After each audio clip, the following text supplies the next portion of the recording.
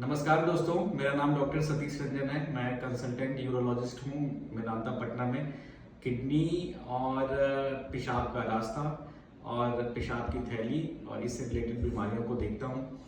आज हम एक महत्वपूर्ण टॉपिक पे बात कर रहे हैं, वो है ब्लैडर ट्यूमर और इंट्रावेसिकल थेरेपी।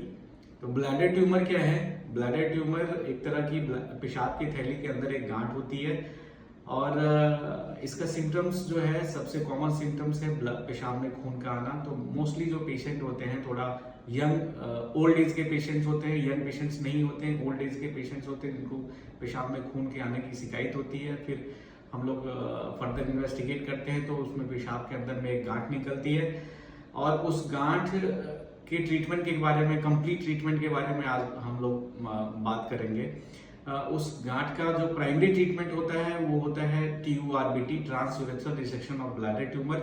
TURBT में हम ट्यूमर को निकाल करके और उसको जांच में भेजते हैं, तो उससे वो कंफर्म हो जाता है कि वो ट्यूमर है या नहीं है, कैंसर है या नहीं है। फिर उसकी ग्रेडिंग भी होती है, या तो वो लो ग्रेड का है, हाई ग्रेड का है, और वो मसल को इन्वॉल्व कर रहा है कि नहीं होता है, मसल इन्वेजिव है या नॉन मसल इन्वेजिव है। इस बेसिस पे हम लोग पेशेंट्स को रिस्क स्ट्रेटिफाई करते हैं, वेरी लो, इंटरमीडिएट और हाई रिस्क कैटेगरी में।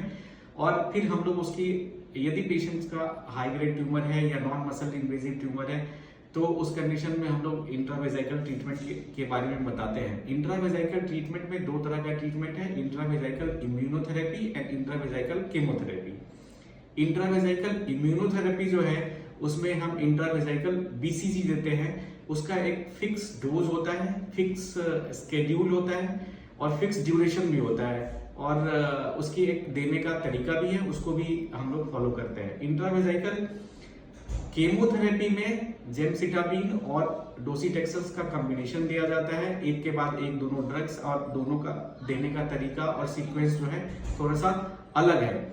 तो इंट्रावेसिकल केमोथेरेपी या इम्यूनोथेरेपी क्यों जरूरी है?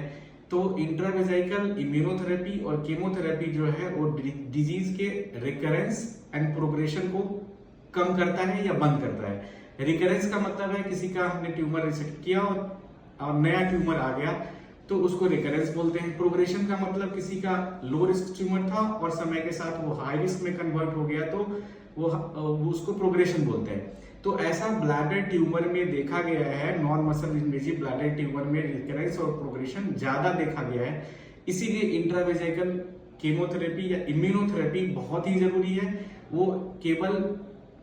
वो कंप्लीट ट्रीटमेंट का पार्ट है। मेरा मैसेज ये है कि किसी का, यदि आपके रिलेटिव या आपके कोई नोन में ब्लैडर ट्यूमर डायग्नोज होता है, तो केवल TURBT, ट्यूमर रिसेक्ट कर देने से, TURBT कर देने से या ट्यूमर रिसेक्ट कर देने से ट्रीटमेंट कंप्लीट नहीं होगा।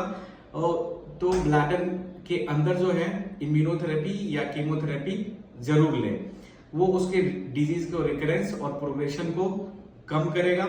और हम अपने सेंटर पे ये इम्यूनोथेरेपी और केमोथेरेपी दोनों करते हैं, और बहुत सारे पेशेंट्स हमारे फॉलोअप में हैं, और patients recurrence and progression free भी हैं। Thank you.